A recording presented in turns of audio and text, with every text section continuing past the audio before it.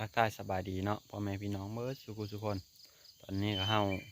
ไม้มะนาวคือเก่านะเฮาไปหายามกลับมาก่อนอยู่เนี่ยสวนมันต้นเฮาเอาเจอไว้เนี่ยสวนมันต้นนะเพราะว่าหนูมันทำกินมันต้นเฮาหลายจนยังมดมันต้นเฮานะมันกินนะอันนี้ที่ตามเบิ่งนำกันเลยนะว่าชีถือหรือไม่ถือนะสวนมันต้นโคตรหกทุกคนเลยปลูกไว้เกือบได้2 ปีแล้วสวนมัน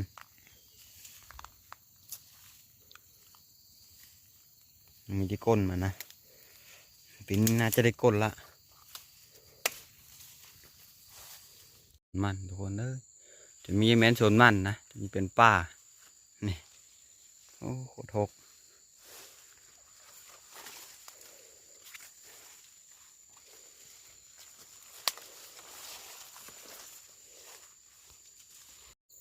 กับล้างแรกเอาถือได้คนนี่ถือหนูตัวนี้เมื่อมันมากินมันต้นนะ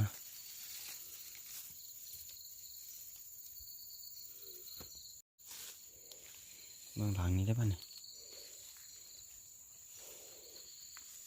มีถือซ้ำหน้าหลังนี่มีหลานซ้ำ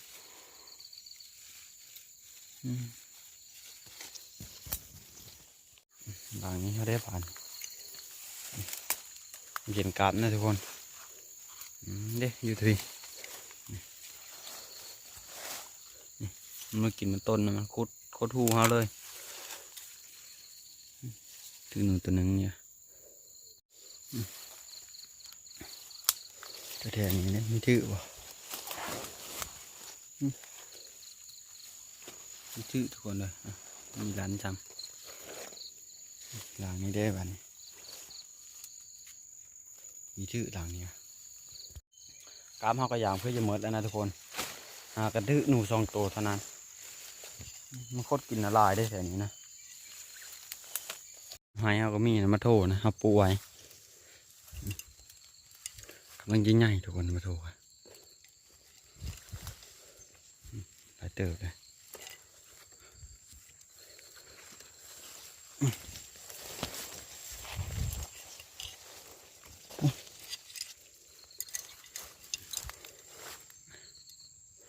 ใหญ่เนี่ยเรามาโถเขากันมามันนี่กะมากับพ่อแม่คือเก่านะเขาท่าอยู่เถียงละเอามาหายามกลับนะกับในสุดท้ายเอากันมันชื่อดีเลยนะทุกคนเลยเบิ่งแต่มันกินนะจนหมดเลยของมันสรุปแล้วเขายามกลับมันนี่ก็ถืออยู่นะทุกคนมีถือหลายถือประมาณได้2 โตมันกินนะหลายได้มันหากินแบบนี้มันมีถือกลับนะอันนี้เขาสิยังเมื่อเที่ยงเขาพละเมื่อเบิ่งหายามแหวอยู่พุ่นนี้ปลาอยู่แถวหน้าเขาก็มีแหวนะเขามาหอดเดินเขาแล้วนะพ่อแม่เพิ่นเอาโง่ควายเอาก่อนละตื้อมีลายไปเลยนะมันนี่ลายเดี๋ยวทุกคนได้หนูจะกลับมาได้2 โตนะพอเพิ่นยามมองมาปลาก็ได้หลายเติบนะโอ้ขาวอยู่สิปิดไหมนี่มาปิดปลามันเนี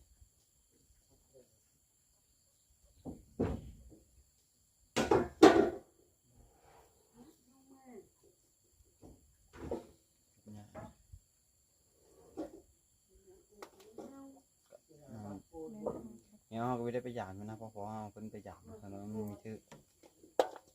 มาปิดปลาเดี๋ย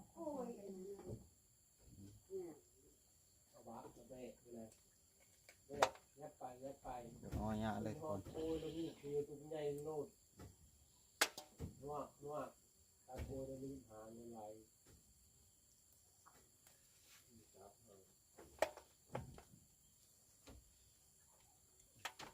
ช่วงนี้เราไม่ได้ขึ้นป่านะเพราะว่าพาเกี่ยวข้าวคือถ้าเกี่ยวข้าวเหลวก็เลยเอาไปขึ้นนะ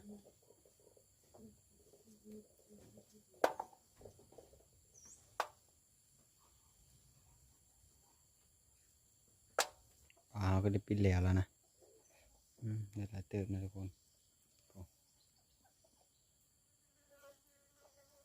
ติดเลยเป็นอย่างนี้มันอยู่ติดเลย ยังตัวเดียวนึงแล้วมันนี่หมดละ เอาไหมอันเนี้ย ตำมานะตำมาโทนะทุกคนเป็นข้าวเสาโทอายุหายเนี่ยละเอามาว่านนี้ได้เติบอย่างหนึ่งโอ้วันนี้เอามาจีหนูเขานะ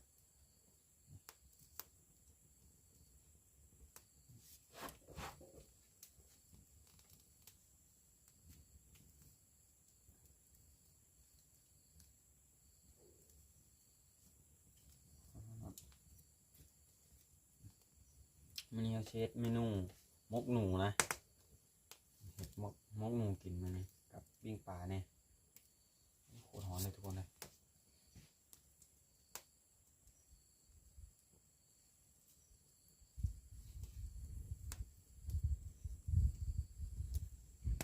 จีหนูเขาก็ได้แล้วนะ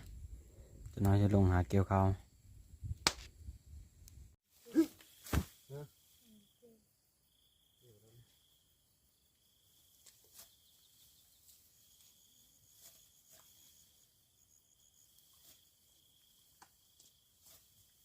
มันนี่เกี่ยวตอนเช้านะทุกคนนะเพราะว่าแดดมันมีตะเลยแดดมันเงาะครับเริ่มเย็นหนาวอยู่เดี๋ยวนี้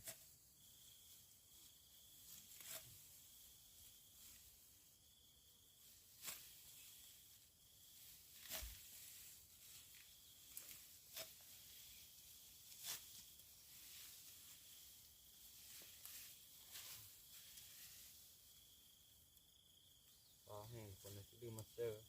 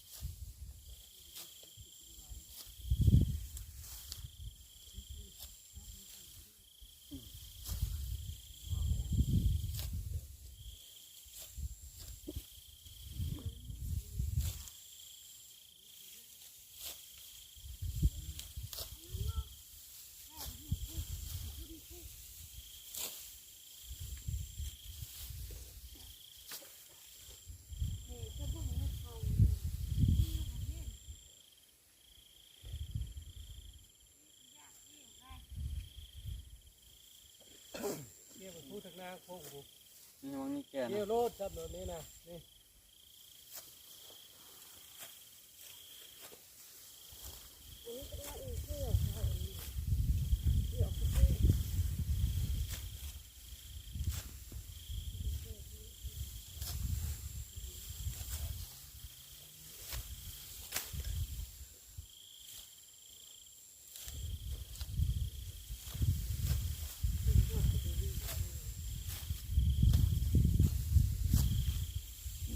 มันแก่มันแก่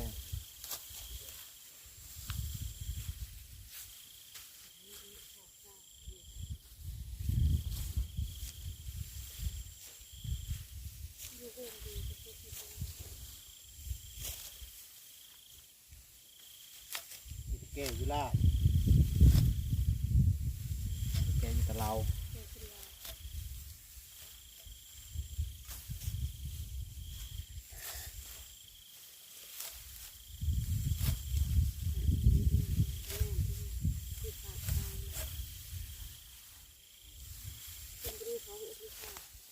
เ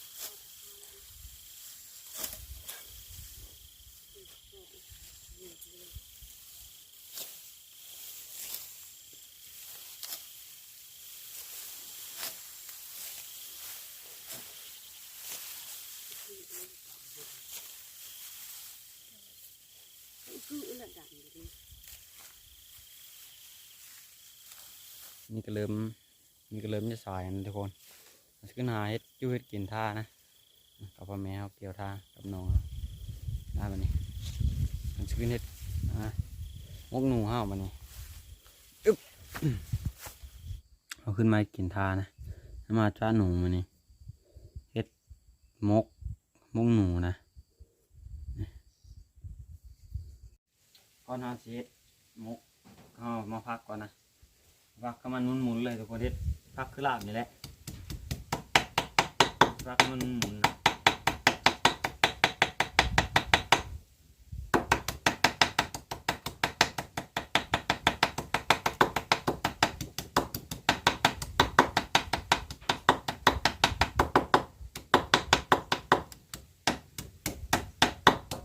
เฮ็ดมาสองตัวเลยนะมันนี่นะ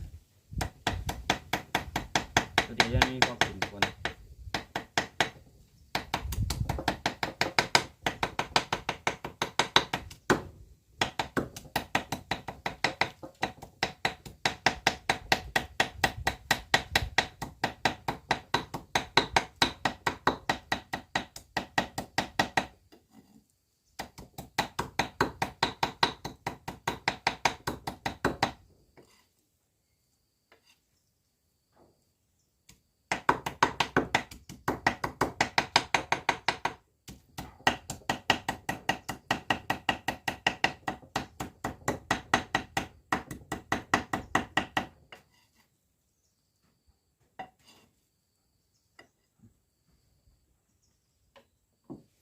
โน้ได้หลายเติบนะจะเป็นโทย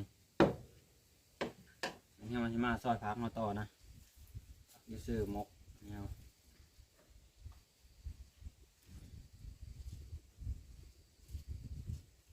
นี่ก็โบนะ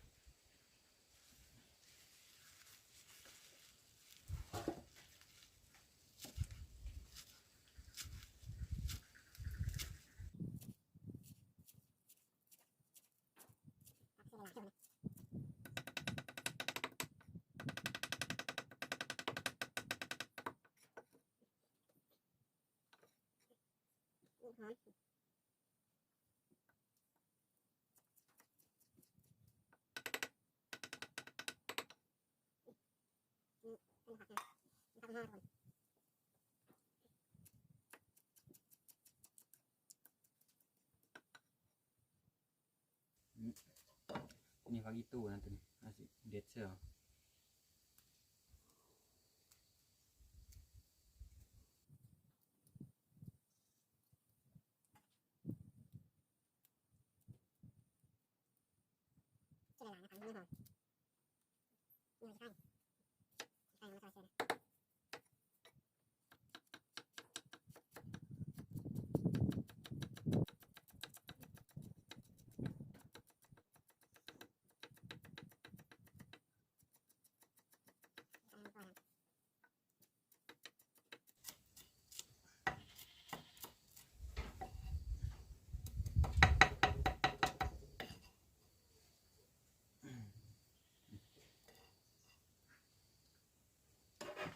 แล้วมันนี่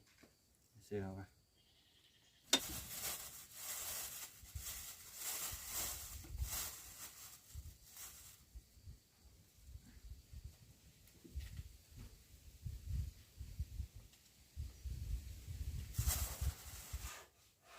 เสื้อเริ่มดีแล้วนะเขาลนมันยังเท่านั้นลนมันยังสบายจังเลยคิดเอาไว้น่าจะเผ็ด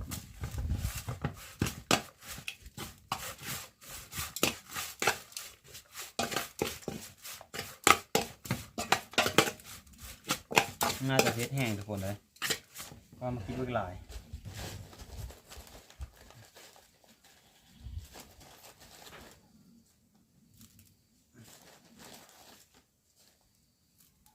เอามามกหน่อย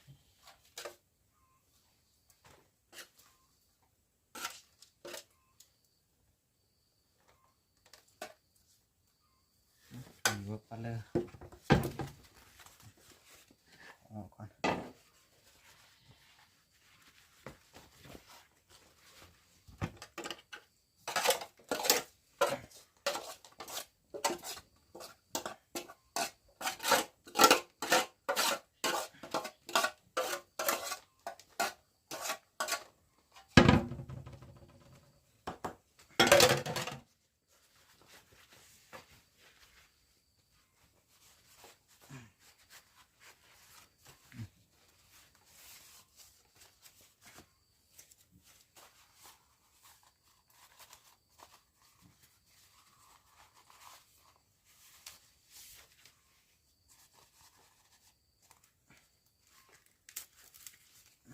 ประมาณนี้แหละหมกอ่ะนะ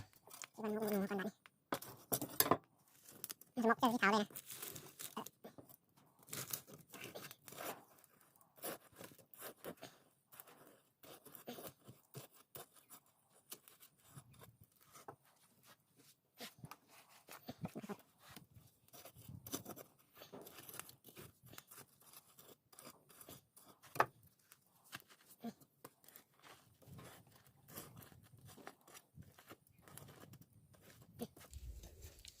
ทางไฟที่เทิงๆมันไหมทุกคนนะ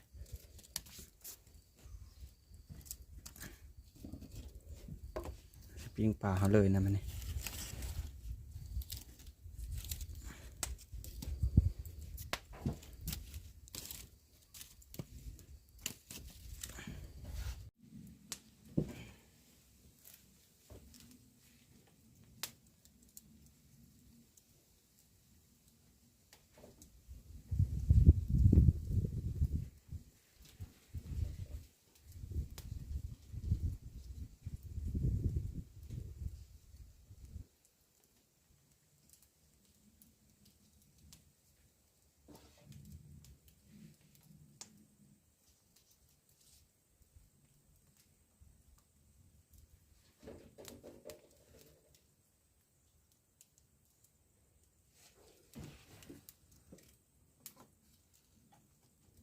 ปิ้งปลาเขาอะโตมกหนูเขายังอยู่แต่พื้นอยู่นะเขายังไม่ทันพีนขึ้นมาถ้ามันสุกจะน้อยสิจะพีนมันขึ้นมาปิ้งปลาเขาก็ได้สุกมาแล้วนะยังแต่มกอันนี้เขาพอแม่เขาเอาขึ้นก็ได้ขึ้นมาแล้วนะแต่นี้เขายังไม่ทันสุกอยู่ทุกคนเลยไปพีนมาก่อนนะว่ามันสิสุกหรือไม่สุกนะนึกกินเขากะมกหนูเขานะวันนี้เราจะขึ้นมาละ เยอะน้ำใส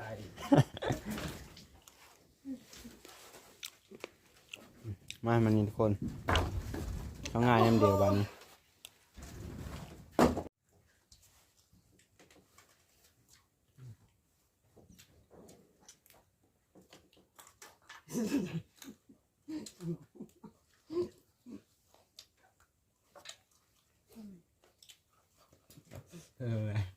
เลิศเป็น ลาแซ่บ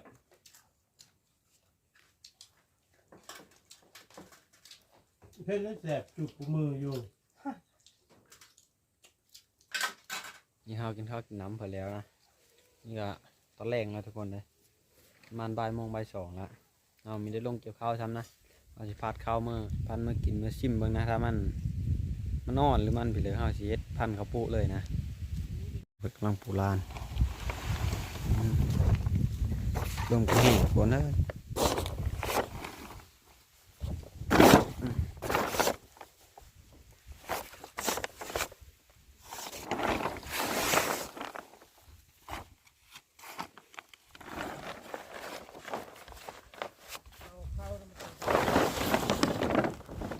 ตอนนี้เราหนข้าวหนเพิงมาแล้วนะ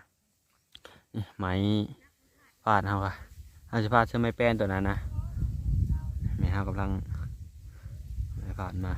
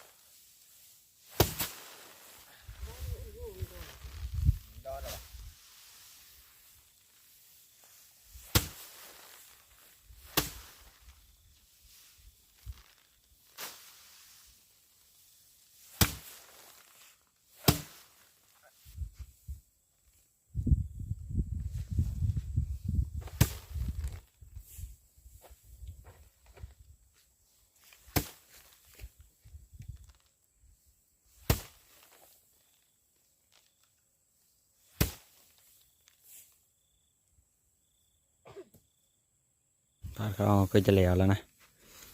ยังมัดหนึ่งในสเก็ตไปเลยใช้ซอบไว้นะ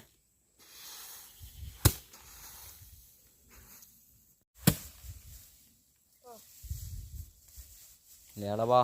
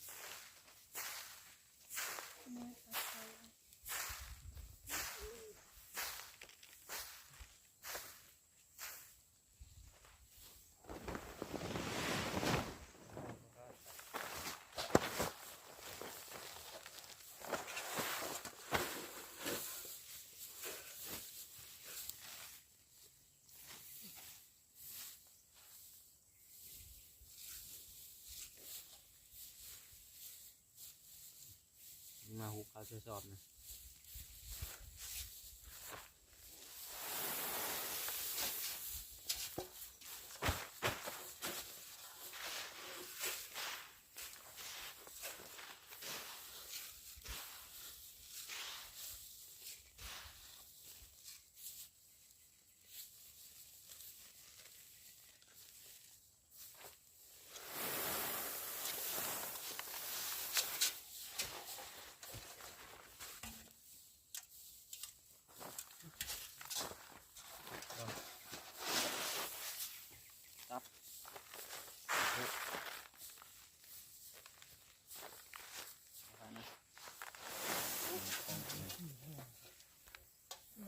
บางกองกู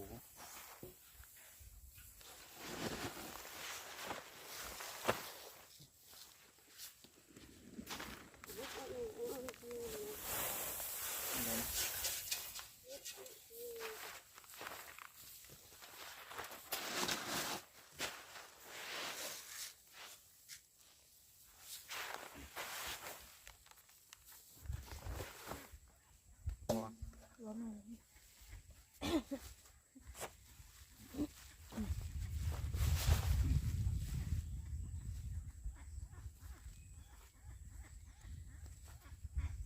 ชอบพูดบอกแหละก็จะเล่นดี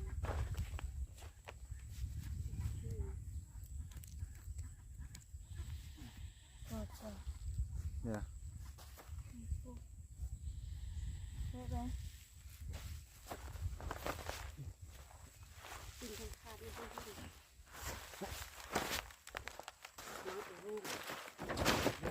นะก็เขารีบ ก็แล้วนะการพัดข้าวห้ามื้อนี้เขาก็ได้หลายเติบพอดีชอบนึงทุกคนเลยเอามื่อชิมเบิ้งนะกินลองเบิ้งมันสิแข็งมันอ่อนนะถ้ามันอ่อนก็พอดีปีหน้าเช็ดพันกระปุเลยเอามานี่คลิปมาจะขอจบลงเพียงเท่านี้ขอบใจที่ติดตามรับชมพบกันใหม่ในคลิปหน้าขอบใจ